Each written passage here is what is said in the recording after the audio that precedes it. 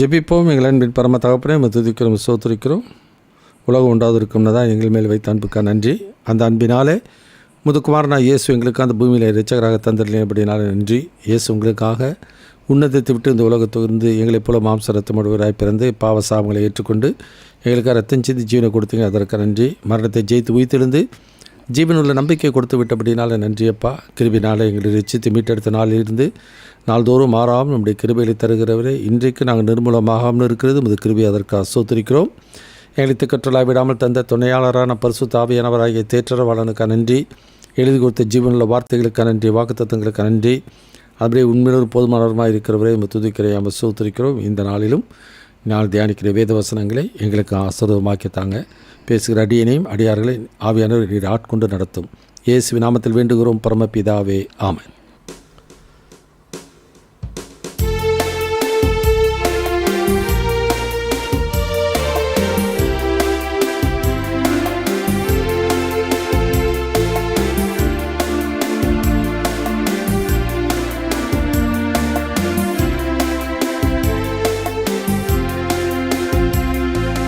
கிருபையே கிருபையே நித்தமும் தாங்கும் நல் கிருபையே, கிருபையே கிருபையே நித்தமும் தாங்கும் நல் கிருபையே, சத்தியம் ஜீவன் வழியுமான தேவகுமாரன் கிருபையே, சத்தியம் ஜீவன் வழியுமான தேவகுமாரன் கிருபையே, கிருபையே கிருபையே நித்தமும் தாங்கும் நல் கிருபையே, வறண்ட ஆத்துமாவின் தாகம் தீர செய்ய வல்ல, வறண்ட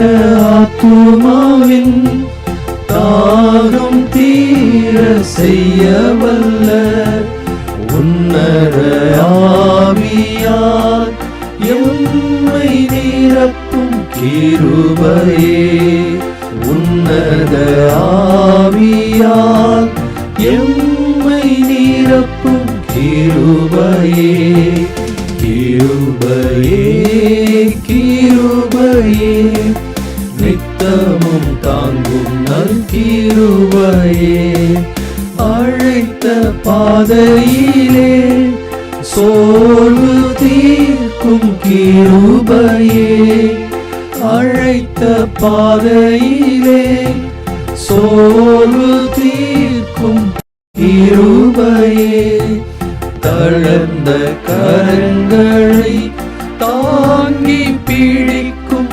கிருபையே, தளர்ந்த கரங்களை தாங்கி பிடிக்கும் கிருபையே, கிருபையே கிருபையே நித்தமும் தாங்கும் நல் கிருபையே, சத்தியம் ஜீவன் வழியுமான தேவகுமாரன் கிருபையே, சத்தியம் ஜீவன் வழியுமான தேவகுமாரன் கிருபையே, கிருபையே கிருபையே நித்தமும் தாங்கும் நல் கிருபையே.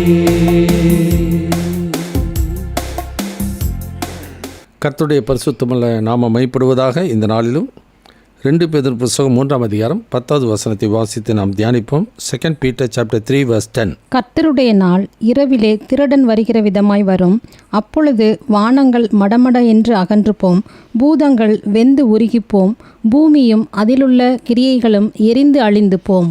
கர்த்தருக்கு மகிமையுண்டாகட்டும். Consider the plan of God. தேவனுடைய திட்டத்தை கவனியுங்கள். கடந்த நாட்களில் நான் பார்த்த பொழுது 2 பேதுரு புத்தகம் 3ஆம் அதிகாரத்தில் ஆண்டோடைய வருகையும் அந்த வருகை நாட்களில் சம்பவிக்க போகிற, வருகைக்கு முன்னதாக சம்பவிக்க போகிற காரியங்களையும், அந்த வருகையின் போதும் வருகைக்கு பின்னதாகவும் சம்பவிக்க போகிற காரியங்களையும் அங்கே பேதுரு எழுதியிருக்கிறதை நாம் பார்க்கின்றோம். முதலாவது நான் பார்த்த பொழுது consider the promise of God, ஆண்டவருடைய வாக்குத்தத்தங்களை கவனியுங்கள் என்று சொல்லி நான் பார்த்தோம். ரெண்டாவது, consider the punishment of God, ஆண்டவருக்கு வைத்த நியாய தீர்ப்பு, கடந்த நாட்களிலே உண்டான நியாய தீர்ப்பும் எதிர்காலத்தில் வரப்போகிற நியாய தீர்ப்பை குறித்தும் பார்க்கிறோம். மூன்றாவது நாம் பார்த்த பொழுது consider the patience of God, ஆண்டவருடைய நீடிய பொறுமையை குறித்து நாம் அதில் பார்க்கிறோம். எல்லாரும் மனம் திரும்ப வேண்டும் என்று நீடிய பொறுமையோடு இருக்கிறார் என்பதை குறித்து நாம் கவனித்தோம்.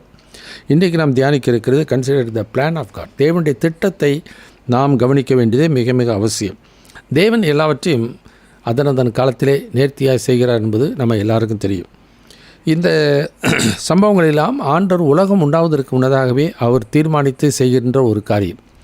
உதாரணமாக 1 பேதுரு 1:20 வாசிக்கும் பொழுது, அவர் உலகத் தோற்றத்திற்கு முன்னே குறிக்கப்பட்டவராக இருந்து தேவனிடத்தில் விசுவாசமாக இருக்கிற உங்களுக்காக இந்த கடைசி காலத்திலே வெளிப்பட்டார் என்பதை நாம் பார்க்கிறோம். இன்னொரு பவுல் என்கிற பக்தன் சொல்லும் பொழுது, எபேசருக்கு நிருபத்தில் 3 9, 10, 11 வசனங்களில் நாம் பார்க்கும் பொழுது தேவன் வைத்திருந்த அநாதை தீர்மானத்தை குறித்து நாம் பார்க்கிறோம். Ephesian chapter 3 verse 9, 10 and 11.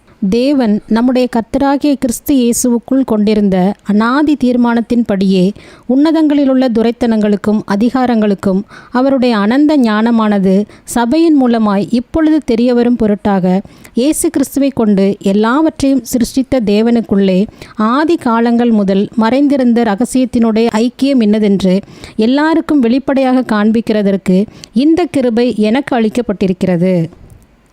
கர்த்தருக்கு மகிமை உண்டாகட்டும். பவுல் என்ற பக்தன் புறவினத்தாருக்கு சுவிசேஷத்தை அறிவிக்கிற இந்த காரியத்திலே தேவன் புறவினத்தாரையும் ஆண்டவருடைய சபைக்குள்ளே கொண்டு வருகிறது என்பது தேவன் தீர்மானித்த ஒரு காரியம்.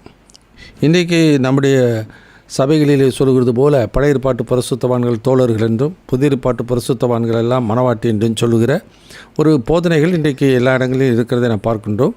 ஆனால் ஒன்று மட்டும் நாம் தெரிந்து கொள்ள வேண்டியது அவசியம். ஆதாம் ஏவாள் மூலமாக பாவமும் மரணமும் உலகத்தில் பிரவேசித்தது. இயேசு என்கிற ஒருவராலே மனிதனுக்கு வாழ்வும் நித்திய மீட்பும் பாவம் மன்னிப்பும் உண்டாகிறது என்பதை நாம் தெரிந்து கொள்ள வேண்டியது அவசியம்.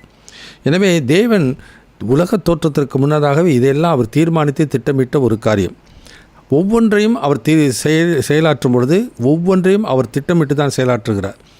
இயேசு கிறிஸ்து பிறப்பை குறித்து சொல்லும் பொழுது 2 கலாத்தியருக்கு நிருபம் 4 வாசிக்கும் போது, காலம் நிறைவேறின பொழுது ஸ்ரீனிடத்தில் பிறந்தவரும் நியாய பிரமாணத்துக்கு கீழானவருமாகிய தம்முடைய குமாரனை இந்த உலகத்தில் அனுப்பினார் என்று சொல்லி நாம் பார்க்கின்றோம். ஆபிரகாமுக்கு தேவன் வாக்கு பண்ணின பொழுது 400 வருடங்களுக்கு பின்னதாக 4ஆம் தலைமுறையிலே இந்த தேசத்திலே அவர்கள் வந்து சேருவார்கள் என்று சொல்லி ஆபிரகாமுக்கு வாக்கு கொடுத்தார். அதே மாதிரி யாத்ரா புஸ்தகத்தில் வாசிக்கும் பொழுது 430 வருடம் முடிந்த அன்றைய தினமே என்று சொல்லி வேதத்திலே நாம் வாசிக்கிறோம். எனவே அந்த நாளையோ அந்த நாளிகையோ என்று சொல்லி இயேசுவின் வருகையை குறித்து ஆண்டவராக இயேசு கிறிஸ்து கூறுகிறார், மற்ற சீஷர்களும் கூறுகிறதை நான் பார்க்கிறோம். எனவே எல்லாவற்றையும் தேவன் திட்டமிட்டு செய்கின்ற ஒரு காரியம்.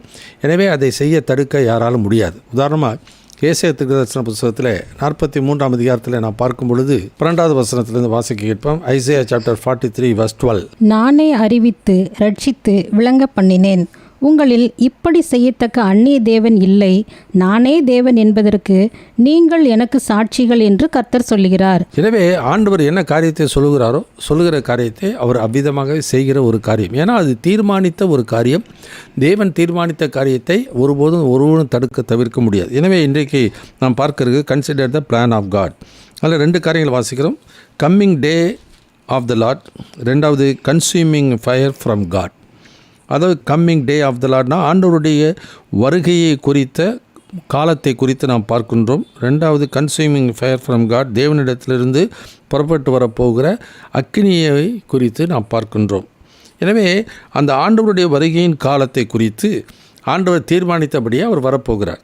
உதாரணமாக ஆண்டவராக இயேசு கிறிஸ்து இந்த பூமியிலே ஊழியம் செய்த நாட்களிலே ஆண்டவருடைய வருகை குறித்து அவர் சொல்லும்போது, அந்த நாளையோ அந்த நாளிகையோ பிதா தவிர வேறொரு அறியார், தூதர்களும் அறியார்கள், குமாரனும் அறியார் என்று சொல்லுகிறார்கள். அப்போ பிதாவை தவிர வேறு யாருக்கும் தெரியாதுன்னாக்கா இன்றைக்கி நிறைய பேர் தவறாக எண்ணிக்கொள்கிறார். மார்க் எழுதின சுவிசேஷம் 13ஆம் அதிகாரம் 30, 31, 32, மார்க் சாப்டர் 13 verses 30, 31 and 32. இவைகளெல்லாம் சம்பவிக்கும் முன்னே இந்த சந்ததி ஒளிந்து போகாதென்று மெய்யாகவே உங்களுக்கு சொல்லுகிறேன். வானமும் பூமியும் ஒளிந்து போம், என் வார்த்தைகளோ ஒளிந்து போவதில்லை. அந்த நாளையும் அந்த நாளிகையையும் பிதா ஒருவர் தவிர மற்றொருவனும் அறியான்.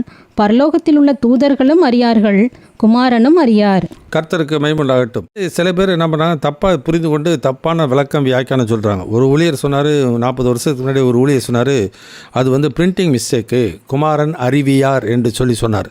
அதெல்லாம் தப்பு, அந்த மாதிரிலாம் சொல்லவே கூடாது. அதெல்லாம் வேதத்துக்கு மாறான ஒரு காரியம். அது மாத்திரமல்ல, இன்றைக்கு எவ்வளோ பேர் என்ன சொல்கிறாங்க, ஆண்டோட வருகையும் இஸ்ரவேல் ஜனங்களுடைய அந்த பாரம்பரிய பழக்கம், அவர் கலாச்சார பழக்கத்தினுடைய திருமண நாளிலே அந்த திருமண நாள் என்றைக்கு என்பது அந்த பிதாவுக்கு தான் தெரியும், அப்பாவுக்கு தான் தெரியும், மகனுக்கு கூட தெரியாது, இயேசுவுக்கு தெரியவே தெரியாது. மகனுக்கு அப்பா தான் பார்த்து சொல்லி, இன்றைக்கி போய் நீ கல்யாணம் பண்ணுப்பா, போய் மனவாட்டியை கூட்டிகிட்டு வான்னு சொல்லும்போது தான் மகனுக்கு தெரியும். அப்போ இப்போ கூட இயேசுவுக்கு தெரியாதுன்னு இன்றைக்கும் தியாலஜி படித்த ஊழியர்கள் சொல்கிற காரியங்களை இன்றைக்கு நாம் பார்க்கின்றோம். இன்றைக்கி இதெல்லாம் அறியாமையினாலே சொல்லுகிற ஒரு காரியம். இயேசு இந்த பூமிக்கு வந்த பொழுது தேவனுக்கு சமமாக இருப்பதை கொள்ளையாடின பொருளாக எண்ணாமல் தம்மை தாமே வெறுமையாக்கி அடிமையின் ரூபம் எடுத்தார். மனுஷ சாயலாக காணப்பட்டார். எனவே அடிமைக்கு ஒருபோதும் அங்கே எஜமான் என்ன திட்டமிட்டு இருக்கிறார் என்பது அடிமைக்கு தெரியாது. ஆனால் இன்றைக்கு இயேசு கிறிஸ்து அந்த ஊழியத்தை நிறைவேற்றி முடித்துவிட்டு அவர் செய்ய வேண்டிய மீட்பின் பணியை செய்து முடித்துவிட்டு இன்றைக்கு தேவனுடைய வலது வாசத்தில் வீற்றிருக்கிறார். இன்றைக்கு இயேசுவுக்கு அது தெரியும். ஏன்னா தேவனுக்கு சமமாக இருந்ததை வெறுமையாக்கி வந்துவிட்டார். திரும்ப இன்றைக்கு அவர் தேவனுக்கு சமமாக தான் இருக்கின்றார். எனவே இதெல்லாம் அறியாமலே சொல்லுகிறது. எனவே அறியார் என்றால் பூமியில் இருக்கும் பொழுது பிதா எனக்கு என்ன சொல்லுகிறாரோ அதே நான் சொல்லுகிறேன் என்று சொன்னபடியினாலே அதை சொல்லுகிற அந்த வார்த்தையிலே குமாரனும் அறியார் என்று சொல்லுகிறார். ஆனால் இன்றைக்கு இயேசுவுக்கு குமாரனுக்கு அது தெரியும். அதெல்லாம் வெளிப்படுத்தின விசேஷமே அந்த இயேசு தானே தம்முடைய தூதனை கொண்டு யோவானுக்கு அதை வெளிப்படுத்துகிறார்.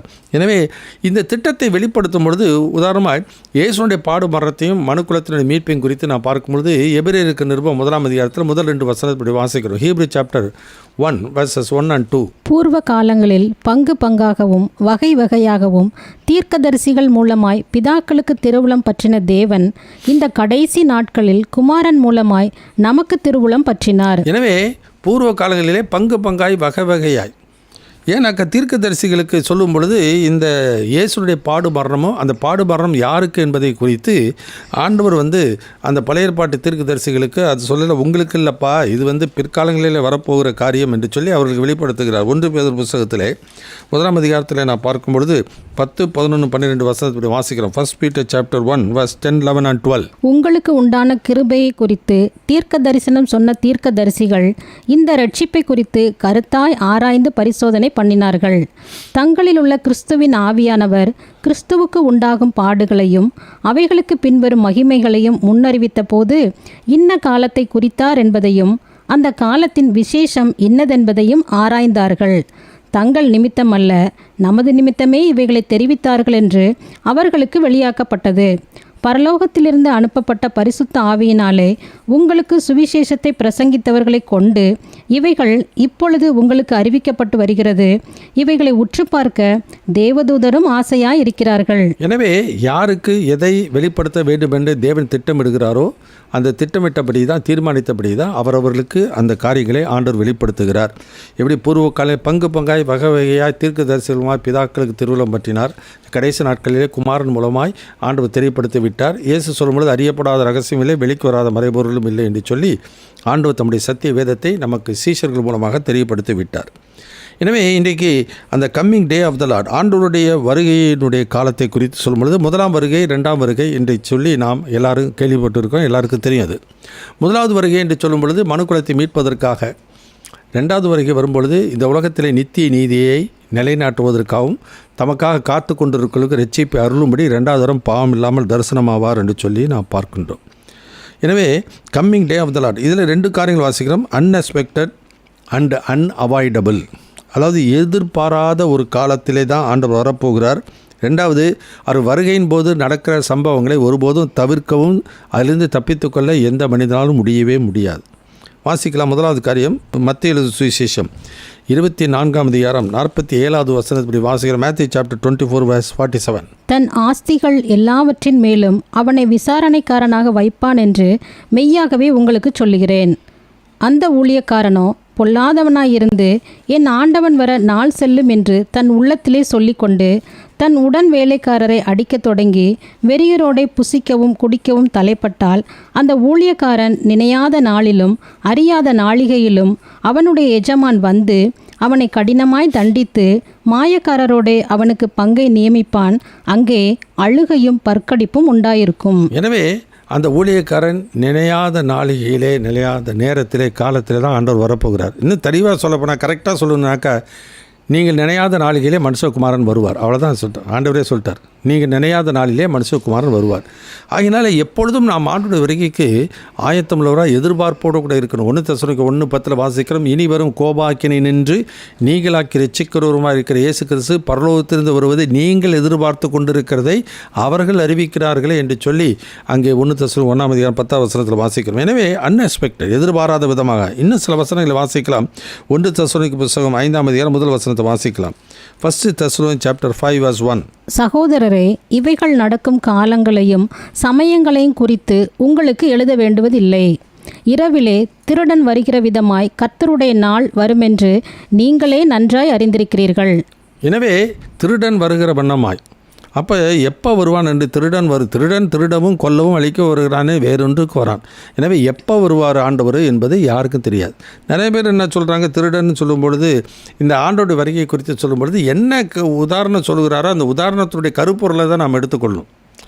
உதாரணமாக பிணம் எங்கேயோ அங்கே கழுகுகள் கூடுனும் போது என்ன பண்ணுறாங்க, கழுகுகள் நிறையா வந்துருச்சு, இந்த கடைசி நாட்களே அந்த யாகத்துக்கு கூப்பிடுகிறார். அப்படி இல்லை, பிணம் எங்கே இயேசு இருக்கிற இடத்துல தம்முடைய ஜனத்தை ஆண்டவர் கூட்டி சேர்ப்பார். அதான் அந்த 24ஆம் அதிகாரத்தில் அவர் சொல்கிற கருத்து.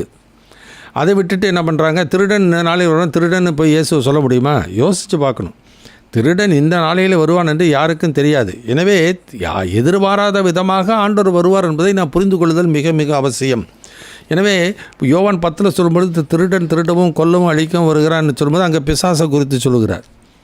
இந்த இடத்துல அவர் சொல்லும் பொழுது அவனுடைய வருகையும் விதம் எப்படி இருக்கும் என்பதை குறித்து சொல்லுகிறதை நாம் கவனிக்கிறோம். எனவே வெறும் வார்த்தை வைத்துக்கொண்டு நாம் முடிவு பண்ணக்கூடாது. என்ன அர்த்தத்தில் என்ன கருத்துக்கு வெளிப்படுத்தும்படி ஆண்டவர் சொல்லுகிறார் என்பதை நாம் புரிந்து கொள்ளுதல் மிக மிக அவசியம். ஸோ அன்எக்ஸ்பெக்ட், எதிர்பாராத விதமாக தான் ஆண்டவர் வருவார். அதனால தான் உணர்வை குறித்து சொல்லும் பொழுது, நோவாவின் நாட்களில் நடந்தது போலவே மனுஷகுமாரன் வரும் காலத்திலும் நடக்கும், வெள்ளம் கொண்டு போகும் மட்டும் உணராதிருந்தார்கள், அப்படியே நடக்கும் என்று சொல்கிறார் அந்த காலத்தை குறித்து. எனவே அன்எக்ஸ்பெக்டட். ஏன்னா சில சம்பவங்கள் முன்னாடி காரியங்களை ஆண்டவர் எழுதி வைத்திருக்கிறார். அது விவரம் தெரிந்தவர்களாக இருந்தால் லூக்கா 21-28 வாசிக்கும்போது, இவைகள் சம்பவிக்க தொடங்கும் பொழுது உங்கள் மீட்பு சமீபமாக இருப்பதினாலே உங்கள் தலையை நிமிர்த்துங்கள் என்று சொல்லி இயேசு சொல்கிறதை நான் பார்க்கிறோம். எனவே விசுவாசிக்கிறவர்கள் அதை என்ன பண்ணுவாங்க, அந்த சம்பவம் நடக்க ஆரம்பித்த உடனே ஆண்டோட வருகையை எதிர்பார்த்து ஆண்டோட வருகையின் காலம் சமீபித்திருக்கிறது என்று சொல்லி அறிந்து கொள்வார். உதாரணமாக யாக்கோப்பு எழுதின நிருபத்தில் வாசிக்கும் போது 5ஆம் அதிகாரத்தை அப்படி வாசிக்கிறோம். யாக்கோப்பு எழுதின நிருபம் 5ஆம் அதிகாரம் 9ஆம் வசனத்தை வாசிப்போம். James chapter 5:9. சகோதரரே, நீங்கள் நியாயம் தீர்க்கப்படாதபடிக்கு ஒருவருக்கொருவர் விரோதமாய் முறையிடாதிருங்கள். இதோ நியாயாதிபதி வாசற்படியில் நிற்கிறார். நியாயாதிபதி வாசல்படியில் நிற்கிறார் என்றால் வருகை சமீபித்து விட்டது என்று சொல்லி விசுவாசிகளுக்கு தெரியும். மத்திய 24ஆம் அதிகாரம் எடுத்துக்கொள்வோம். மத்திய எழுதின சுவிசேஷம் 24ஆம் அதிகாரத்தில் ஆண்டவராகிய இயேசு கிறிஸ்து எந்த காலத்தில் எப்படி வருவார் என்பதை குறித்து சொல்லும் பொழுது இவ்விதமாக சொல்கிறார். 24ஆம் அதிகாரம் 32-33 வசனத்தை வாசிக்கலாம். Matthew chapter 24 verse 32 and 33. அத்தி மரத்தினால் ஒரு ஓமையை கற்றுக்கொள்ளுங்கள். அதிலே இளங்கிளை தோன்றி துளிர் விடும்போது வசந்த காலம் சமீபமாயிற்று என்று அறிவீர்கள். அப்படியே இவைகளை எல்லாம் நீங்கள் காணும்போது அவர் சமீபமாய் வாசல் அருகே வந்திருக்கிறார் என்று அறியுங்கள். எனவே அவருடைய வருகையின் காலத்தை குறித்து சொல்லும் பொழுது அத்தி மரத்தினாலே ஒரு ஓமையை கற்றுக்கொள்ளுங்கள். இப்போ என்ன பண்ணுறாங்க, அத்தி மரம், திராட்சை செடி, ஒலிவ மரம், இவைகளெல்லாம் இஸ்ரவேலோடு சம்பந்தப்பட்டது என்று சொல்லி இன்றைக்கி என்ன சொல்கிறாங்க, அத்தி மரம் ஆண்டு சுதந்திரம் அதாவது இஸ்ரவேல் ஜனங்கள் சுதந்திரம் வாங்கினதையும் மற்ற எல்லா மரங்களையும் பாருங்கள் அப்படின்னு சொல்லும்போது அநேக நாடுகள் அந்த நாட்களிலே அந்த 1947-48 அநேக நாடுகள் சுதந்திரம் அடைஞ்சிச்சு. அதனால் அந்த நாட்களே என்று சொல்லி அதெல்லாம் தவறான ஒரு விளக்கம், வியாக்கியானம். அதாவது இந்த நூற்றாண்டுகளில் ஆயிரக்கணக்கான ஆண்டுகளிலே ஒரு ராஜ்யம் போய் மறு ராஜ்யம் வரும். ஒருத்தர் அவங்க சுதந்திரம் ஒரு நாட்டு கிடைக்கும், அப்புறம் திரும்ப அடிமைத்தனத்துக்குள்ளே போவார்கள். எனவே இன்றைக்கி விதமாக தான் இப்போ ஆப்கானிஸ்தானத்தில் முதல்ல தாலிபான்லேருந்து 20 வருஷத்துக்கு முன்னாடி தாலிபான் விடுதலை கிடைச்சி சுதந்திரம் வந்துச்சு. இப்போ திரும்ப தாலிபான்கள் மேற்கொண்டு விட்டார்கள். இதெல்லாம் மாறிப்போகும். ஆனால் ஆண்டவர் சொல்கிற ஒரு காரியம் இந்த கடைசி நாட்களில் சம்பவிக்க போகிற காரியங்கள் அத்தி மரத்தினாலே ஒரு ஓமை. இது காலங்கள் நமக்கு தெரியும். இலையுதிர் காலம் என்று சொல்வார்கள், வசந்த காலம் என்று சொல்வார்கள், மழை காலம் என்று சொல்வார்கள், காற்றடி காலம் என்று சொல்வார்கள், குளிர்காலம் என்று சொல்வார்கள். இது எப்போதுமே மாறாமல் ஒவ்வொரு வருஷம் வந்து கொண்டு இருக்கிறது. அதுபோல் அங்கே வசந்த காலம் வரும்பொழுது என்ன வரும்பொழுது நாம் குளிர்காலம் முடிஞ்சதுக்கப்புறம் எல்லாம் பனியில் எல்லா இலைகளும் உதிர்ந்ததுக்கப்புறம் துளிர் வருகிறதை நான் பார்க்குறோம். அதுபோல் இந்த சம்பவங்கள் வருகைக்கு முன்னாடி என்னென்ன நடக்கும் என்று சொல்லி ஆண்டவர் முன்னெச்சரிப்பாக சொன்னாரோ அந்த சம்பவங்கள்லாம் நடக்க துவங்கும் பொழுதே அவர் வாசல் அருகே வந்திருக்கிறார் அறிந்து. அப்போ அவருடைய காலத்தை அறிந்து கொள்வதற்கு ஆண்டவர் தம்முடைய பிள்ளைகளுக்கு அந்த அறிவையும் அந்த ஞானத்தையும் ஆண்டவர் கொடுத்திருக்கிறார். அதை நாம் அறிந்து ஆண்டவர் வருகைக்கு ஆயத்தப்பட வேண்டியது அவசியம். அதனால் நாம் நினையாத நாளிகளை வருவார் என்று சொல்லும் பொழுது எதிர்பார்ப்போடு கூட இருக்க வேண்டியது மிக மிக அவசியம். வெளிப்படுத்தும் விசேஷத்தில் 3ஆம் அதிகாரம் 3ஆவது வசனம் அப்படி வாசிக்கிறோம். Revelation chapter 3:3. ஆகையால் நீ கேட்டு பெற்றுக்கொண்ட வகையை நினைவு கூர்ந்து அதை கைக்கொண்டு மனம் திரும்பு. நீ விழித்திராவிட்டால் திருடனைப் போல் உன்மேல் வருவேன். நான் உன்மேல் வரும் வேளையை அறியாதிருப்பாய். நான் உன்மேல் வரும் வேளையை நீ அறியாதிருப்பாய். அதனால் திருடனை போல் அந்த சபைக்கு சொல்லுகிறது மாத்திரமல்ல, சபையின் தூதனுக்கு சொல்லுகிறது மாத்திரமல்ல, அந்த சபையில் இருக்க விசுவாசிகள் யாவருக்கும் சொல்கிறது, எல்லா சபைகளுக்கும் சொல்லுகிற ஒரு வார்த்தை. இன்னொரு வசனம் கூட வாசிக்கலாம். Revelation chapter 16:15. வெளிப்படுத்தும் விசேஷம் 16ஆம் அதிகாரம் 15வது வசனத்தை வாசிக்கலாம். இதோ திருடனைப் போல் வருகிறேன். தன் மானம் காணப்படத்தக்கதாக நிர்வாணமாய் நடவாதபடிக்கு விழித்து கொண்டு தன் வஸ்திரங்களை காத்து கொள்ளுகிறவன் பாக்கியவான். எனவே விழிப்புள்ளவர்களாய், தெளிந்த புத்தவர்களாய், ஜாக்கிரதை உள்ளவர்களாய், எதிர்பார்ப்போடு கூட நாம் இருக்க வேண்டியது மிக மிக அவசியம். ஏனெனில் எதிர்பாராத விதமாக தான் அவருடைய வருகை இருக்கும் என்று சொல்லியிருக்கிறார். உதாரணமாக லூக் எழுதின சுவிசேஷத்தில் எப்படி இருக்க வேண்டும் என்று சொல்லி அவர் சொல்கிறதை பார்க்க. லூக் சாப்டர் 12 12ஆம் அதிகாரம் 35வது வசனத்திலிருந்து வாசி கேட்போம். Look chapter 12:35 onwards. உங்கள் அறைகள் கட்டப்பட்டதாயும் உங்கள் விளக்குகள் எரிகிறதாகவும் தங்கள் எஜமான் கல்யாணத்திலிருந்து வந்து தட்டும்போது உடனே அவருக்கு திறக்கும்படி எப்பொழுது வருவார் என்று காத்திருக்கிற மனுஷனுக்கு ஒப்பாகவும் இருங்கள். எஜமான் வரும்போது விழித்திருக்கிறவர்களாக காணப்படுகிற ஊழியக்காரரே பாக்கியவான்கள். அவர் அறை கட்டிக்கொண்டு அவர்களை பந்தியிருக்கச் செய்து சமீபமாய் வந்து அவர்களுக்கு ஊழியம் செய்வார் என்று மெய்யாகவே உங்களுக்கு சொல்லுகிறேன். அவர் 2ஆம் ஜாமத்திலாவது 3ஆம் ஜாமத்திலாவது வந்து அவர்கள் அப்படியே இருக்க கண்டால் அவ்வூழியக்காரர் பாக்கியவான்கள். திருடன் இன்ன நேரத்தில் வருவான் என்று வீட்டெஜமானுக்கு தெரிந்திருந்தால் அவன் விழித்திருந்து தன் வீட்டை கன்னமிட ஒட்டான் என்று அறிந்திருக்கிறீர்கள். அந்தப்படியே நீங்கள் நினையாத நேரத்தில் மனுஷகுமாரன் வருவார்.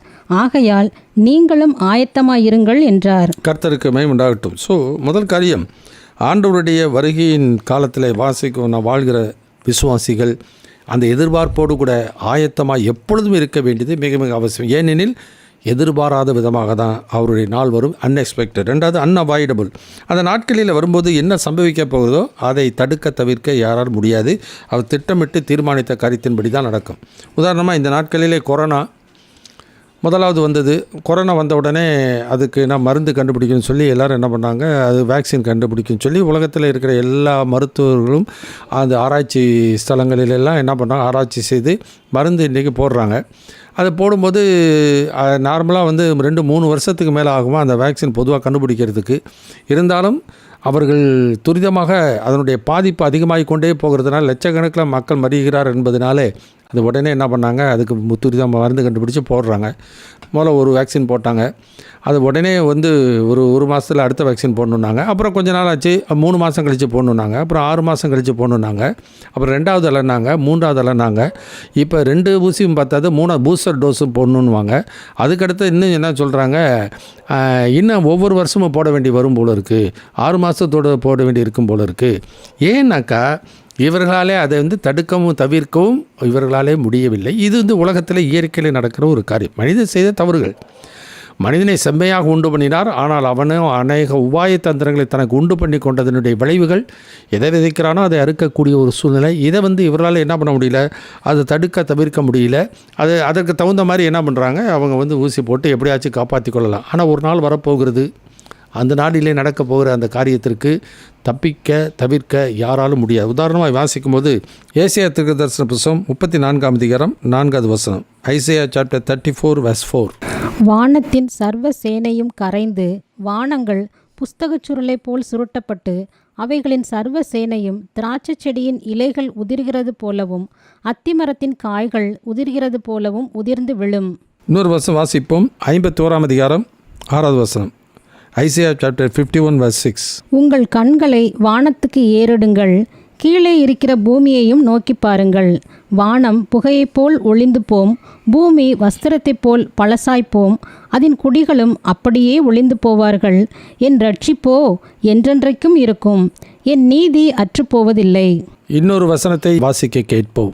வெளிப்படுத்தின விசேஷம் 6ஆம் அதிகாரம் எடுத்துக்கொள்வோம். 7வது வசனத்தை வாசிக்க கேட்போம். Revelation chapter 6 verse 7 onwards. அவர் 4ஆம் முத்திரையை உடைத்தபோது 4ஆம் ஜீவனானது, நீ வந்து பார் என்று சொல்லும் சத்தத்தை கேட்டேன். நான் பார்த்தபோது இதோ மங்கின நிறமுள்ள ஒரு குதிரையை கண்டேன். அதின்மேல் ஏறியிருந்தவனுக்கு மரணம் என்று பெயர். பாதாளம் அவன் பின் சென்றது. பட்டயத்தினாலும் பஞ்சத்தினாலும் சாவினாலும் பூமியின் துஷ்ட மிருகங்களினாலும் பூமியில் கார்பங்கில் உள்ளவர்களை கொலை செய்யும்படியான அதிகாரம் அவைகளுக்கு கொடுக்கப்பட்டது. இப்போ இந்த இடத்துல வாசிக்கும்போது பூமியில் கால் பங்கு என்று சொல்லும்பொழுது ஏறக்குறைய இன்றைக்கி 650 கோடி 600-700 கோடி இருக்கிறாங்கன்னு வச்சுக்கோங்க. 600 கோடின்னு வச்சாலே கால் பங்குனாக்கா 150 கோடி பேர் அந்த நாட்களிலே இந்த சம்பவங்களாலே இது மறிக்கப் போகிறார்கள். இதை தடுக்க முடியுமா? தவிர்க்க முடியவே முடியாது. இன்றைக்கி கொரோனாவுக்காக ஊசி போட்டு எப்படியாச்சும் தவிர்த்திடலாம், சாவை தவிர்த்திடலாம்னு சொல்லி நடக்கிறான். ஆனால் அந்த நாட்களிலே அது தவிர்க்க முடியாது. இன்னொரு சம்பவம் அதே வெளிப்படுத்தின விசேஷம் 9ஆம் அதிகாரத்தில் நான் பார்க்கும் பொழுது 5வது வசனத்தை வாசிக்க கேட்கலாம். Revelation chapter 9 verse 5 onwards. மேலும் அவர்களை கொலை செய்யும்படிக்கு அவைகளுக்கு உத்தரவு கொடுக்கப்படாமல் 5 மாதமளவும் அவர்களை வேதனைப்படுத்தும்படிக்கு உத்தரவு கொடுக்கப்பட்டது. அவைகள் செய்யும் வேதனை தேளானது மனுஷரை கொட்டும்போது உண்டாகும் வேதனையைப் போல் இருக்கும். அந்நாட்களில் மனுஷர்கள் சாவை தேடியும் அதை காணாதிருப்பார்கள். சாக வேண்டுமென்று ஆசைப்படுவார்கள், சாவோ அவர்களுக்கு விலகி ஓடிப்போம். எனவே முதலாவது வாசித்த பொழுது 6ஆம் அதிகாரம் 4வது சீல் ஒடிக்கும்போது நடக்கிற சம்பவத்தில் அந்த சாவு வரப்போது, அதையும் தடுக்க தவிர்க்க முடியாது. அதே மாதிரி இப்போ வரும்போது அவங்களுக்கு வேதனை வரும், அவனை சாவுன்னு நினைப்பாங்க, சாவு அவங்கள விட்டு விலகி போகும். எனவே இப்படிப்பட்ட காரியங்கள் அந்த நாட்களிலே நடக்கப் போகிறது. அது வருகைக்கு முன்னதாக சம்பவங்கள். எனவே இவைகளெல்லாம் நடக்கும்பொழுது நாம் எவ்வளவு ஜாக்கிரதை உள்ளவர்களாக இருக்க வேண்டியது மிக மிக அவசியம். ஆமோஸ் தீர்க்க தரிசன புஸ்தகம் 5ஆம் அதிகாரம் 18 20 வசனம் வரைக்கும் வாசிக்க கேட்பேன். Amos chapter 5 verse 18 to 20. கர்த்தருடைய நாளை விரும்புகிறவர்களுக்கு ஐயோ, அதனால் உங்களுக்கு என்ன உண்டு? கர்த்தருடைய நாள் வெளிச்சமாயிராமல் அந்தகாரமாய் இருக்கும். சிங்கத்துக்கு தப்பினவனுக்கு கரடி எதிர்ப்பட்டது போலவும், அல்லது வீட்டுக்குள்ளே வந்து சுவரின் மேல் தன் கையை வைத்தபோது பாம்பு அவனை கடித்தது போலவும் இருக்கும். கர்த்தருடைய நாள் வெளிச்சமாயிராமல் இருளும் பிரகாசமற்ற அந்தகாரமுமாய் இருக்குமல்லவோ. கர்த்தருக்கு பயம் உண்டாகட்டும். அதனால தான் ஆண்டவர் இயேசு கிறிஸ்து சொல்கிறார், ஒருவரும் கிரியை செய்யக்கூடாத ராக்காலம் அந்த நாளிலே வரப்போகிறது என்று சொல்கிறார். எனவே அதெல்லாம் ஒன்றும் தடுக்க முடியாது, தவிர்க்க முடியாது. எனவே இந்த நாட்களிலே வாழ்கிற நாம் அந்த எச்சரிப்பான அந்த வார்த்தைகளை கேட்டு நாம் அவருடைய வருகைக்கு நாம் ஆயத்தப்படுத்திக் கொள்ளுதல் மிக மிக அவசியம். எனவே coming day of the Lord என்று சொல்லும் பொழுது அன்எக்ஸ்பெக்டட் அண்ட் அன்அவாய்டபுள். இன்னும் சில வசனங்கள் வாசிக்க செப்பனியா 1ஆம் அதிகாரம் 14-18. செஃபனியா சாப்டர் 1 verse 14 to 18. கர்த்தருடைய பெரிய நாள் சமீபித்திருக்கிறது, அது கிட்டி சேர்ந்து மிகவும் தீவிரித்து வருகிறது. கர்த்தருடைய நாள் என்கிற சத்தத்துக்கு பராக்கிரமசாலி முதலாய் அங்கே மனக்கசந்து அலறுவான். அந்த நாள் உக்கிரத்தின் நாள், அது இக்கட்டும் இடுக்கமுமான நாள், அது அழிவும் பால் கடிப்புமான நாள், அது இருளும் அந்தகாரமுமான நாள், அது மப்பும் மந்தாரமுமான நாள், அது அரணிப்பான நகரங்களுக்கும் உயரமான கொத்தளங்களுக்கும் விரோதமாக எக்காலம் ஊதுகிறதும் ஆர்ப்பரிக்கிறதுமான நாள். மனுஷர் கர்த்தருக்கு விரோதமாய் பாவம் செய்தபடியால் அவர்கள் குருடரைப் போல் நடக்கும்படி நான் அவர்களை வருத்தப்படுத்துவேன். அவர்கள் இரத்தம் புழுதியைப் போல் சொரியப்படும், அவர்கள் மாம்சம் எருவைப் போல் கிடக்கும். கர்த்தருடைய உக்கிரத்தின் நாளிலே அவர்கள் வெள்ளியும் அவர்கள் பொன்னும் அவர்களை தப்புவிக்க மாட்டாது. அவருடைய எரிச்சலின் அக்கினியினால் தேசமெல்லாம் அழியும், தேசத்தின் குடிகளை எல்லாம் சடிதியாய் நிர்மூலம் பண்ணுவார். கர்த்தருக்கு மகிமை உண்டாகட்டும். எனவே இதெல்லாம் எழுதி வைத்த காரியங்கள், அது எழுதி வைத்தபடியே தான் அது நடக்குமே ஒழிய அது ஒருபோதும் ஆண்டோட வார்த்தை மறுபடி திரும்பி வராது என்று சொல்வதை நான் பார்க்கிறோம். எனவே மத்தேயு 24ஆம் அதிகாரத்தை 42-44 வசனத்தில் வாசிக்கிறோம். 1 தெசலோனிக்கேயர் 5ஆம் அதிகாரம் 8-9 வசனத்தை வாசிக்க கேட்போம். 1 தெசலோனிக்கேயர் சாப்டர் 5 verse 8 and 9. பகலுக்குரியவர்களாகிய நாமோ தெளிந்தவர்களாயிருந்து விசுவாசம், அன்பு என்னும் மார்க்கவசத்தையும் இரட்சிப்பின் நம்பிக்கை என்னும் தலைச்சீராவையும் தரித்து கொண்டிருக்க கடவோம். தேவன் நம்மை கோபாக்கினைக்கென்று நியமிக்காமல் நம்முடைய கர்த்தராகிய இயேசு கிறிஸ்து மூலமாய் இரட்சிப்படைவதற்கென்றே நியமித்தார். கர்த்தருக்கு மகிமை உண்டாகட்டும். எனவே நாம் எப்போதுமே அந்த ஆண்டோடைய வருகைக்கு நாம் எப்போது ஜாக்கிரதை உள்ளவர்களாய் அது ஆயத்தமுள்ளவர்களாக இருக்கணும். நோவாயை குறித்து வாசிக்கும் பொழுது தற்காலத்தில் காணாதவைகளை குறித்து தேவ எச்சரிப்பை பெற்று பயபக்தி உள்ளவனாகி தன் வீட்டாரை ரட்சிப்பதற்கு பேழையை ஆயத்தம் பண்ணினான். எனவே கோபாக்கினை நாள் வந்தாலும் நம் ஆண்டோருக்கு பிரியமான ஒரு வாழ்க்கை வாழும் பொழுது அந்த நாளிலும் தேவன் தம்முடைய ஜனத்தை பாதுகாப்பார், துன்மார்க்கரையோ அவர் நியாயந்திருப்பார் என்று சொல்லி நாம் பார்க்கிறோம். எனவே அதுக்கு முன்னாடி நான் பறந்து போயிடுவேன் அப்படின்றது பற்றி அந்த மாதிரி ஒரு கொள்கை கிடையவே கிடையாது. ஆண்டவர் வருகை வரைக்கும் ஆண்டவருடைய மக்கள் இந்த உலகத்தில் இருப்பார்கள். அதே மாதிரி தேவனால் தெரிந்து கொள்ளப்பட்ட இஸ்ரவேல் ஜனங்களும் இந்த பூமியில் இருப்பார்கள். எனவே தேவனுக்கு பிரியமில்லாத அவபக்தி உள்ள மக்கள் அவர்கள் மாத்திரம்தான் இந்த தேவனுடைய நியாய தீர்ப்புக்கு ஆளாவார்கள். எனவே இதே நம்முடைய வாழ்க்கையிலே நாம் தெரிந்து கொள்ளுதல் மிக மிக அவசியம். எசேக்கியேல் தீர்க்கதரிசன புத்தகம் 7ஆம் அதிகாரம் 19ஆம் வசனத்தை வாசிக்க கேட்போம். எசேக்கியேல் சாப்டர் 7 verse 19. தங்கள் வெள்ளியை தெருக்களில் எரிந்து விடுவார்கள், அவர்களுடைய பொன் வேண்டா வெறுப்பாயிருக்கும். கர்த்தருடைய சினத்தின் நாளிலே அவர்கள் வெள்ளியும் அவர்கள் பொன்னும் அவர்களை விடுவிக்க மாட்டாது. அவர்கள் அதனால் தங்கள் ஆத்துமாக்களை திருப்தியாக்குவதும் இல்லை, தங்கள் வயிறுகளை நிரப்புவதும் இல்லை. அவர்கள் அக்கிரமமே அவர்களுக்கு இடரலாயிருந்தது. கர்த்தருக்கு மகிமை உண்டாகட்டும். எனவே அந்த அக்கிரமமே அவர்களுக்கு இடரலாக இருக்குன்னா அவர்களை இடறி விழுந்து போய் விடுவார்கள். அதனால் தான் அக்கிரமம் மிகுதியாவதனாலே அநேகருடைய அன்பு தனிந்து போகும், முடிவு பெரியந்த நிலைத்திருக்கிறவனே ரட்சிக்கப்படுவான். எனவே அந்த நாள் திருடனை போல வரும், எதிர்பாராத விதமாக வரும்.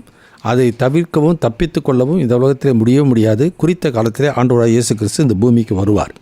எனவே நம்ம ஒவ்வொருவரையும் ஆண்டவர் தம்முடைய சத்தியத்தின்படி அவர்களை நியாயந்திருக்க இருக்கின்றார். எனவே வெளிப்படுத்தல் 22ஆம் அதிகாரம் 11-12 வசனத்தில் வாசிக்கும்போது, ரெவலேஷன் சாப்டர் 22:11 and 12 வாசிக்கும்போது, அநியாயம் செய்கிறவன் இன்னும் அநியாயம் செய்யட்டும், அசுத்தமாக இருக்கிறவன் அசுத்தமாக இருக்கட்டும், நீதி உள்ளவன் இன்னும் நீதி செய்யட்டும், பரிசுத்தமுள்ளவன் இன்னும் பரிசுத்தமாகட்டும், அவன் அவனுடைய கிரியைகளுக்கு தக்கதாக அவனுக்கு நான் அளிக்கும் பலன் என்னோடு கூட வருகிறது என்று சொல்லி ஆண்டவராய் கர்த்தர் சொல்லுகிறதை நான் பார்க்கிறோம். இன்னொரு வசனத்தை வாசிக்கலாம். Hebrew chapter 4 verse 12 and 13. எபிரேயருக்கு நிருபம் 4ஆம் அதிகாரம் 12-13 வசனத்தை வாசிக்க கேட்போம். தேவனுடைய வார்த்தையானது ஜீவனும் வல்லமையும் உள்ளதாயும் இருபுறமும் கருக்குள்ள எந்த பட்டயத்திலும் கருக்கானதாயும் ஆத்துமாவையும் ஆவியையும் கணுக்களையும் ஊனையும் பிரிக்கத்தக்கதாக உருவ குத்துகிறதாயும் இருதயத்தின் நினைவுகளையும் யோசனைகளையும் வகையறுக்கிறதாயும் இருக்கிறது. அவருடைய பார்வைக்கு மறைவான சிருஷ்டி ஒன்றுமில்லை, சகலமும் அவருடைய கண்களுக்கு முன்பாக நிர்வாணமாயும் வெளியரங்கமாயும் இருக்கிறது. அவருக்கே நாம் கணக்கு ஒப்புவிக்க வேண்டும். எனவே அவருக்கு தான் நாம் கணக்கு ஒப்புவிக்கணும். அவர் தான் நீதியுள்ள ஒரு நியாயாதிபதி. அதனால் அப்போஸ்தலர் நடவடிக்கைகள் 17:30 வாசிக்கிறோம். அறியாமல் உள்ள காலங்களில் தேவன் காணாதது போல இருந்தார், இப்பொழுதோ மனம் திரும்ப வேண்டும் என்று எங்கும் உள்ள மனிதர் எல்லாருக்கும் கட்டளையிடுகிறார். மேலும் ஒரு நாளை குறித்திருக்கிறார். அந்த நாளிலே தாம் நியமித்த மனிதரை கொண்டு பூலோகத்தை ஆண்டவர் நியாயந்திருக்கப் போகிறார். எனவே அந்த நாள் ஆண்டோடைய வருகை நாளிலே ஆண்டவர் அதை செய்ய போகிறார். எனவே அந்த காரியத்திற்கு, அந்த ஒரு வருகைக்கு நாம் நம்மை ஆயத்தப்படுத்திக் கொள்ளுதல் மிக மிக அவசியம் என்பது தான் அங்கே பேதுரு இந்த நிருபத்தில் எழுதும் பொழுது, அந்த நாள் எப்படி வருமா, இரவிலே திருடன் வருகிற வண்ணமாக இது வரப்போகிறது. வரும்போது என்ன சம்பவிக்கும்? Consuming fire from God. இதை வாசித்து நாம் மறுபடியும் அந்த 2 பேதுரு 3:10 வாசித்து நாம் தியானிப்போம். 2 பீட்டர் சாப்டர் 3 verse 10. கர்த்தருடைய நாள் இரவிலே திருடன் வருகிற விதமாய் வரும். அப்பொழுது வானங்கள் மடமட என்று அகன்று போம், பூதங்கள் வெந்து உருகிப்போம், பூமியும் அதிலுள்ள கிரியைகளும் எரிந்து அழிந்து போம். கர்த்தருக்கு மகிமை உண்டாகட்டும். தேவனாகிய கர்த்தர் மனிதனுக்கு ஒரு காரியத்தை வெளிப்படுத்தும் பொழுது அவர் திட்டமிட்டபடியே யாருக்கு எதை வெளிப்படுத்த வேண்டும் என்று அவர் தீர்மானித்திருக்கிறாரோ அப்படி தான் ஆண்டவர் என்ன பண்ணுறாரோ வெளிப்படுத்துகிறதை நாம் பார்க்கிறோம். இப்போ பேதுரு இந்த வார்த்தையில் எழுதும் பொழுது பார்த்தீங்கன்னாக்கா, வரும்பொழுதே எல்லாமே என்ன, பூமியே அழிந்து போய்விடும் என்கிறது போல் இது காணப்படுகிறது. இது ஏன்னாக்கா பேதுருக்கு எந்த அளவுக்கு ஆண்டவர் வெளிப்படுத்தினாரோ அந்த அளவுக்கு தான் பேதுரு இங்கே அறிவிக்கிறதே நான் பார்க்குறோம். உதாரணமாக இயேசு கிறிஸ்து யோவான் 5:28-20 வாசிக்கும்போது 29 வாசிக்கும்போது என்ன வாசிக்கிறோம்னாக்கா, வாசிக்க கேட்போம். யோவான் சாப்டர் 5 verse 28. இதை குறித்து நீங்கள் ஆச்சரியப்பட வேண்டாம், ஏனென்றால் பிரேத குழியிலுள்ள அனைவரும் அவருடைய சத்தத்தை கேட்கும் காலம் வரும். அப்பொழுது நன்மை செய்தவர்கள் ஜீவனை அடையும்படி எழுந்திருக்கிறவர்களாகவும் தீமை செய்தவர்கள் ஆக்கினையை அடையும்படி எழுந்திருக்கிறவர்களாகவும் புறப்படுவார்கள். இந்த வார்த்தையை கேட்ட உடனே என்ன ஆகுனாக்கா, நன்மை செய்தவர்களும் தீமை செய்தவர்களும் ஒரே சமயத்தில் கல்லறையிலிருந்து உயிரோடு எழுந்திருப்பது போல இங்கு கூறப்படுகிறதை நான் பார்க்குறோம். ஆனால் அப்படி சம்பவிக்க போகிறதில்ல. ஆண்டவர் என்ன பண்ணுகிறார், என்ன பிதா அவருக்கு என்ன சொன்னாரோ, ஆவியான் என்ன அவருக்கு சொன்னாரோ அதை தான் ஆண்டவர் ஆகிய இயேசு கிறிஸ்து சொல்லுகிறதை நான் பார்க்கிறோம். அதன் பின்னதாக பவுல் என்கிற பக்தன் 1 கொரிந்தியர் 15ஆம் அதிகாரத்தில் சொல்லும்போது என்ன சொல்கிறார், ஆதாமுக்குள் எல்லாரும் மரிக்கிறது போல கிறிஸ்துவுக்குள் எல்லாரும் உயிர்ப்பிக்கப்படுவார்கள். முதற் பலனானவர் கிறிஸ்து, பின்பு அவருடைய வருகையில் அவருடையவர்கள் உயிர்ப்பிக்கப்படுவார்கள் என்று சொல்லி சொல்கிறதை பார்க்கிறோம். எனவே அவருடைய வருகையிலே அவருடையவர்கள் தான் உயிர்ப்பிக்கப்படுவார்கள். அப்போ மற்றவர்களை குறித்த காரியம் என்ன, அவருக்கு அதை ஆண்டவர் வெளிப்படுத்தலை. எனவே 1000 வருட அரசாட்சிக்கு பின்னதாக தான் இந்த பேதுரு 3:10 சொல்கிற காரியங்களை நான் பார்க்கும் பொழுது அது 1000 வருட அரசாட்சிக்கு பின்னதாக சம்பவிக்க போகிற ஒரு காரியம். எனவே இதை யோவானுக்கு தான் ஆண்டவர் வெளிப்படுத்துகிறார். யோவானுக்கு இந்த 1000 வருட அரசாட்சி குறித்து அங்கே யோவானுக்கு பத்ம தீவில் அது வெளிப்படுத்தின பின்னதாக தான் 1000 வருட அரசாட்சிக்கு பின்னதாக இந்த பூதங்கள் எல்லாம் இதெல்லாம் ஆனால் ஆளுடைய வருகைக்கு முன்னாடி நடக்க போகிற சில காரியங்களை குறித்து நான் வேதத்தில் வாசிக்கிறோம். கன்சியூம் ஃபயர் 2 காரியம் வாசிக்கிறோம். Disappearance of heaven and the destruction of the elements என்று சொல்லி நான் பார்க்கிறோம். பேதுரு சொல்கிற ஒரு காரியம். சில வசனங்களை வாசிக்கலாம். ஏசாயா தீர்க்கதரிசன புஸ்தகம் 45ஆம் அதிகாரம் 18வது வசனம். Isaiah chapter 45 verse 18. வானங்களை சிருஷ்டித்து பூமியையும் வெறுமையாயிருக்க சிருஷ்டியாமல் அதை குடியிருப்புக்காக செய்து படைத்து அதை உருவேற்படுத்தின தேவனாகிய கர்த்தர் சொல்லுகிறதாவது, நானே கர்த்தர், வேறொருவர் இல்லை. எனவே தேவனாகிய கர்த்தர் பூமி என்ன பண்ணுகிறார், முதலாவது அவர் தான் சிருஷ்டிக்கின்றார். இந்த அண்ட சராசரங்களில் எத்தனை கோடிக்கணக்கான கிரகங்கள் இருந்தாலும் மனுஷன் வாழ்வதற்கு பூமியை ஆண்டவர் சிருஷ்டித்தார். இது இன்றைக்கு இருக்கிற விஞ்ஞான உலகத்தில் கூட எங்கெங்கெல்லாம் போய் என்ன பண்ண ஆராய்ச்சி செய்து எல்லாம் கண்டுபிடிச்சாலும் வேறு எந்த இடத்துலையும் மனிதன் வாழ தகுதி உள்ள ஒரு இடமே அல்ல. பூமி மாத்திரம்தான் மனிதன் வாழ்வதற்கு தகுதியான ஒரு இடம் என்பதை குறித்து அவர்களுக்கு தெரியும் நன்றாக.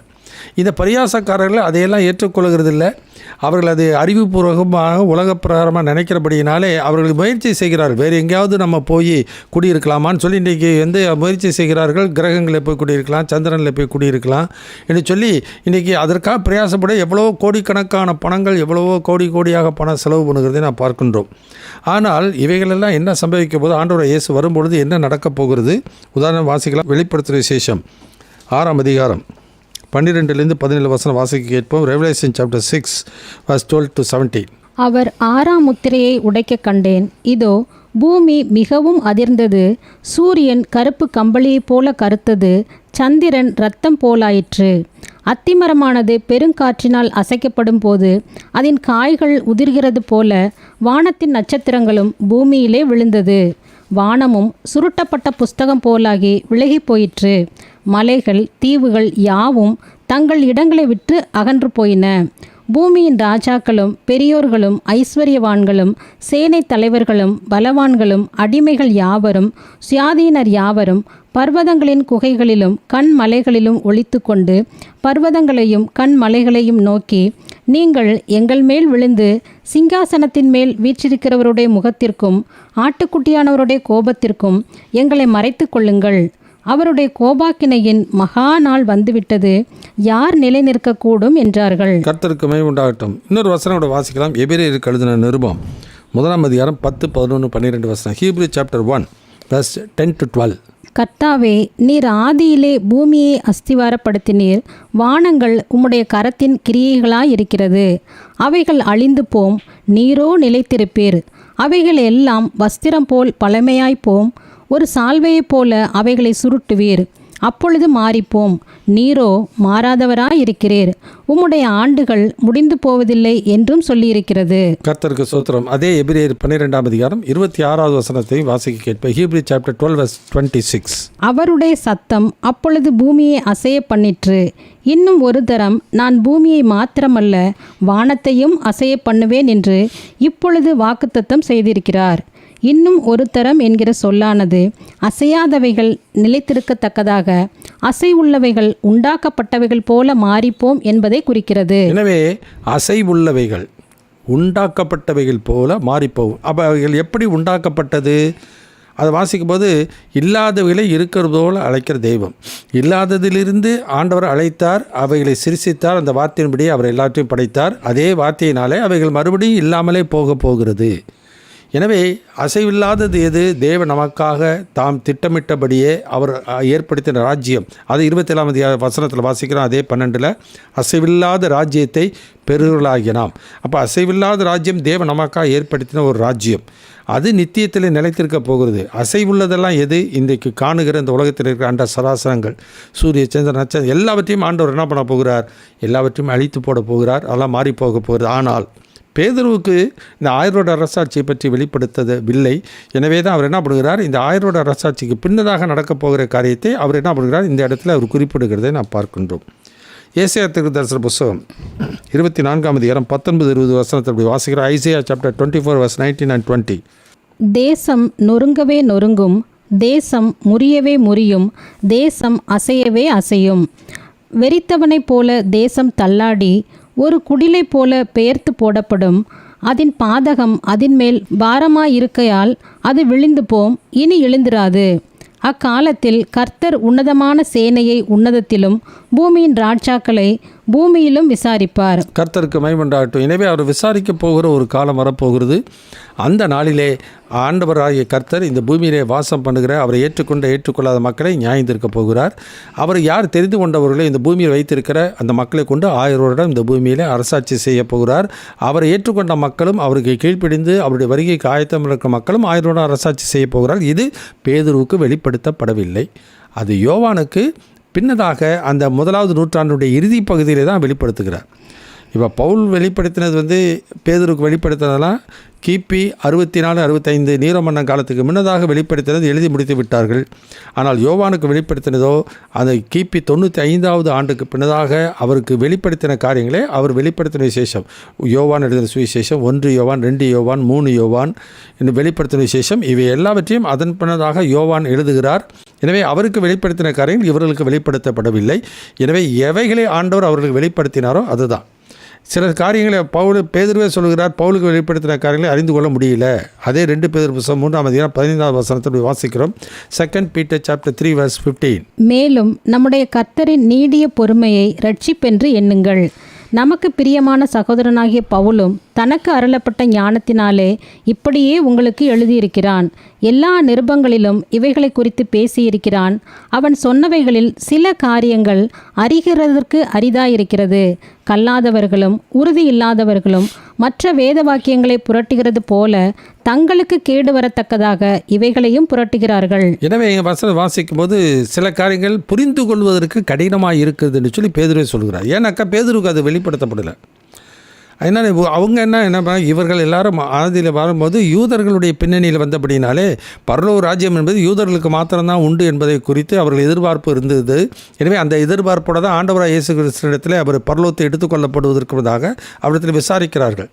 அப்போ 1ஆம் அதிகாரத்தில் நான் வாசிக்கும்போது அப்போ ஆண்டவரை இப்பொழுது ராஜ்யத்தை சிறுவர்களுக்கு கொடுப்பீர் என்று சொல்லும் பொழுது, பிதா தம்முடைய ஆதீனத்தில் வைத்திருக்கிறதை அறிகிறது, உங்களுக்கு அடுத்ததல்ல என்று சொல்லிவிடுகிறார். எனவே அவருடைய ஆதீனத்தை தீர்மானித்தபடியே ஆண்டவர் என்ன பண்ணுகிறார்? எவைகளை யாருக்கு வெளிப்படுத்துகிறாரோ அவைகளே அவர்கள் என்ன பண்ணுகிறார்கள்? எழுதி வைத்தார்கள். அதே போல தான் 2 பேதுரு 3ஆம் அதிகாரத்தை நான் பார்க்கும் பொழுது ஆண்டோட வருகையை வந்த உடனேயே இது பூமி எல்லாம் வெந்து உருகி போயிடும் என்று சொல்கிறது போல இருக்கிறது.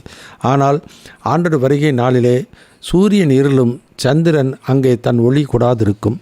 மற்ற நட்சத்திரங்கள் எல்லாம் திராட்சை செடி ஒழுகிறது போல அது உதிர்ந்து விடும் என்பதை நாம் தெரிந்து கொள்ளுதல் மிக மிக அவசியம். Disappearance of heaven. எனவே தொடர்ந்து வாசிக்கும் பொழுது அப்போ 2வது வாசம் டெஸ்ட்ரக்ஷன் ஆஃப் தி எலிமெண்ட்ஸ், அதாவது இந்த படைக்கப்பட்ட இந்த காரியங்கள் எல்லாம் ஒரு நாளில் நாம் முழுவதுமாக அழிந்து போகிறது என்பதை குறித்து நாம் பார்க்கிறோம். அது வெளிப்படுத்துகிற விசேஷம் 20ஆம் அதிகாரத்தில் நாம் பார்க்கும் பொழுது 7 10 வசனம் வரைக்கும் வாசிக்க கேட்போம். Revelation chapter 20 verse 7 to 10. அந்த 1000 வருஷம் முடியும் போது சாத்தான் தன் காவலிலிருந்து விடுதலையாகி பூமியின் 4 திசைகளிலும் உள்ள ஜாதிகளாகிய கோகையும் மாகோகையும் மோசம் போக்கும் படிக்கும் அவர்களை யுத்தத்திற்கு கூட்டிக் கொள்ளும் படிக்கும் புறப்படுவான். அவர்களுடைய தொகை கடற்கரை மணலத்தனையாயிருக்கும். அவர்கள் பூமி எங்கும் பரம்பி பரிசுத்தவான்களுடைய பாளையத்தையும் பிரியமான நகரத்தையும் வளைந்து கொண்டார்கள். அப்பொழுது தேவனால் வானத்திலிருந்து அக்கினி இறங்கி அவர்களை பட்சித்து போட்டது.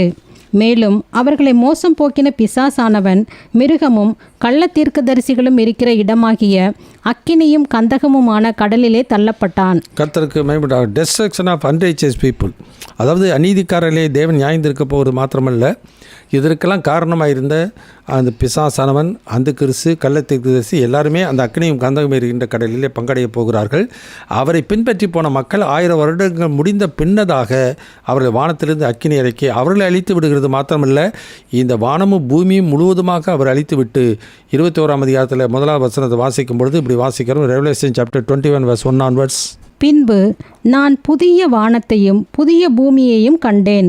முந்தின வானமும் முந்தின பூமியும் ஒளிந்து போயின. எனவே ஒளிந்து போயின என்று சொல்லி நான் வாசிக்கிறேன். டெஸ்ட்ரக்ஷன் ஆஃப் இது எலிமெண்ட்ஸ் எல்லாமே அழிந்து போயிடும்.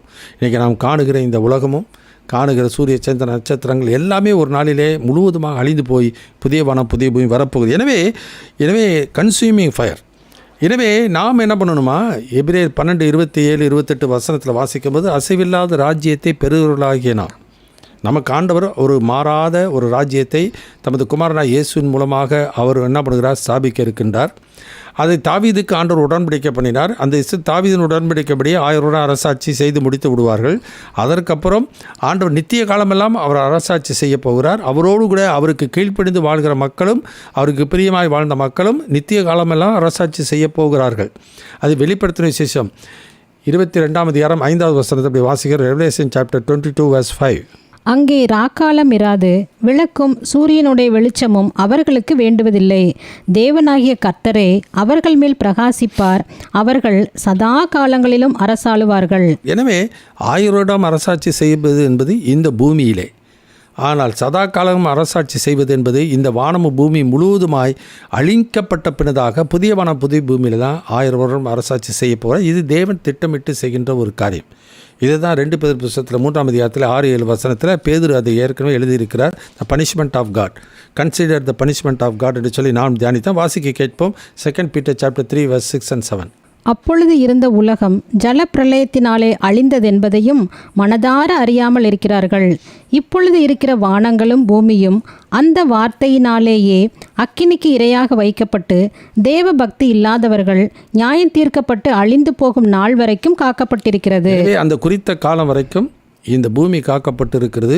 எனவே அந்த காலம் ஆண்டவராய் இயேசு கிறிஸ்து வருகிற நாட்களிலே தேவன் தான் திட்டமிட்டபடியே தீர்மானித்தபடியே ஆண்டவர் என்ன பண்ண போகிறார், இந்த வானம் முழுவதுமாய் சுருட்டப்பட்ட புஸ்தகம் போல சுருட்டப்பட்டு போய்விடும். இந்த சூரியன் இருளும் சந்திரன் தன் ஒளி கூடாதிருக்கும். இந்த பூமியிலே ஆண்டவராகிய கர்த்தர் தெரிந்து கொள்ளப்பட்ட மக்கள், அவர் பிரித்தெடுத்தப்பட்ட மக்கள் மாத்திரம் இந்த பூமியிலே 1000 வருடம் இருப்பார்கள். 1000 வருடம் அரசாட்சி செய்ய போகிறார்கள். அதன் பின்னதாக தான் வானத்திலிருந்து அக்கினி இறக்கி இந்த வானமும் பூமி முழுவதுமாக அழிக்கப்பட்டு போகிறதை நாம் பார்க்கின்றோம். எனவே இதெல்லாம் தேவனுடைய நியாய தீர்ப்புக்கு ஏதுவாக, ஏன்னா பூமியை கெடுத்து விட்டார்கள். ஆண்டவராய் கர்த்தர் முதலாவது ஆதியாம் புஸ்தகத்தில் படிக்கும் பொழுது ஒவ்வொரு நாளும் படைத்த பொழுது அவர் என்ன பண்ணுகிறார், நல்லதென்று கண்டார், நல்லதென்று கண்டார், நல்லதென்று கண்டார் என்று இருக்கும். ஆனால் கடைசியாக வாசிக்கும் போது ஆதியாம் புஸ்தகத்தில் எடுத்துக்கொள்வோம். 1ஆம் அதிகாரத்தில் நான் பார்க்கும் பொழுது ரொம்ப அருமையாக ஆவியானவர் அங்கே எழுதி வைத்திருக்கிறதை நான் பார்க்கிறோம். கடைசி வசனத்தை வாசிக்க கேட்போம். அப்பொழுது தேவன் தாம் உண்டாக்கின எல்லாவற்றையும் பார்த்தார். அது மிகவும் நன்றாயிருந்தது. சாயங்காலமும் விடியற்காலமுமாகி 6ஆம் நாள் ஆயிற்று. கர்த்தருக்கு ஸ்தோத்திரம். மிகவும் நன்றாக இருந்தது. எனவே ஆண்டவருடைய பார்வையில் மிகவும் நன்றாக தான் ஆண்டவர் படைத்தார். ஆண்டவர் எல்லாவற்றையும் செம்மையாக படைத்தார். ஆனால் மனிதனோ அதை கெடுத்து போட்டு விட்டான். எனவே பூமியையும் கெடுத்து போட்டு விட்டான்.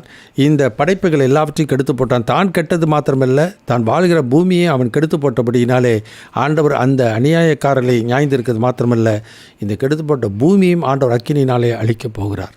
எனவே தான் பேதுரு இந்த காரியத்தை எங்கே சொல்லும் பொழுது இப்படியெல்லாம் நடக்கப் போகிறது, இதெல்லாம் ஆண்டவர் சொன்ன வார்த்தையின்படியே நடக்கப் போகிறது. ஏன்னா ஏற்கனவே நடந்திருக்கிறது. எனவே அந்த வார்த்தையின்படி திரும்பவும் நடக்கப் போகிறது. எனவே இதை நாம் மனதில் வைத்து கொண்டு நாம் ஆண்டோடைய வருகைக்கு நியாயத்தப்பட வேண்டியது அவசியம். அதில் தான் 9ஆம் வசனத்தை சொல்லுகிறார், தாமதிக்கிறார் என்று சிலர் எண்ணுகிறபடி கர்த்தர் தமது வாக்குத்தத்தத்தை குறித்து தாமதமாயிராமல் எல்லாரும் மனம் திரும்ப வேண்டும் என்று விரும்பி நம்மேல் நீடிய பொறுமையுள்ளவராக. ஏன் நம்மேல் என்று சொல்ல, ரட்சிக்கப்பட்ட ஞானஸ்தானம் பெற்ற அபிஷேகம் பெற்ற என்று சொல்லி அதோடு போயிடக்கூடாது.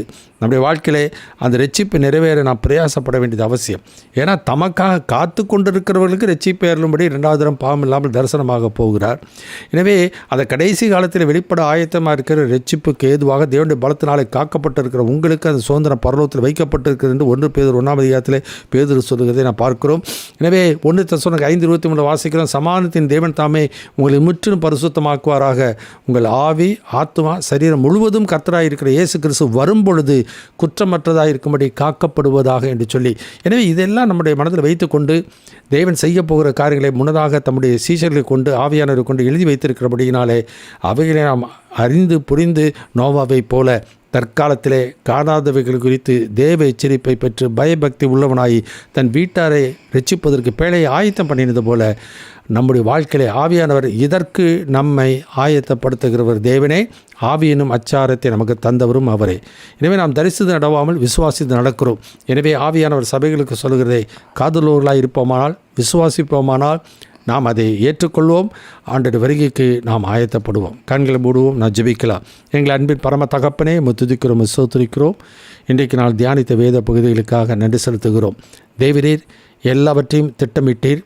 நீ தீர்மானம் பண்ணினபடியே அதன் காலத்திலே எல்லாவற்றையும் நேர்த்தியாக செய்ய இருக்கிறீர். அதே போல் தான் இந்த பூமியை ஆண்டவரே ஒரு நாளிலே ஆண்டவரே முழுவதுமாக அழித்து போட போகிறீர். ஆண்டவரே, ஆனாலும் உம்மை விசுவாசித்து ஏற்றுக்கொண்டு கீழ்ப்படுகிற மக்களை அழித்து போடாமல் நித்திய மகிமைக்கு நீர் அழைக்கிற தேவன். அந்த நித்திய மகிமைக்கு அழைத்தவரை கொஞ்ச காலம் பாட அனுபவித்தாலும் சீர்படுத்தி சிறப்படுத்தி பலப்படுத்தி நிலைநிறுத்துகிற கர்த்தராக இருக்கிறபடியினாலே ஆண்டவரை உம்மிலே கடைசுரைக்கு நிலைத்திருந்து வாழ ஆண்டவரை எங்களுக்கு உதவி செய்யும். உம்மை விட்டு விலகாத இருதயத்தை எங்களுக்கு தாரும். இயேசுவின் நாமத்தில் வேண்டி கேட்டுக்கொள்கிறோம் பரமபிதாவே, ஆமென். என் ஆத்துமாவே கர்த்தரை ஸ்தோத்திரி, என் முழு உள்ளமே பரிசுத்தமுள்ள நாமத்தை ஸ்தோத்திரி. என் ஆத்துமாவே கர்த்தரை ஸ்தோத்திரி, அவர் செய்த சகல உபகாரங்களை மறவாதே, ஆமென்.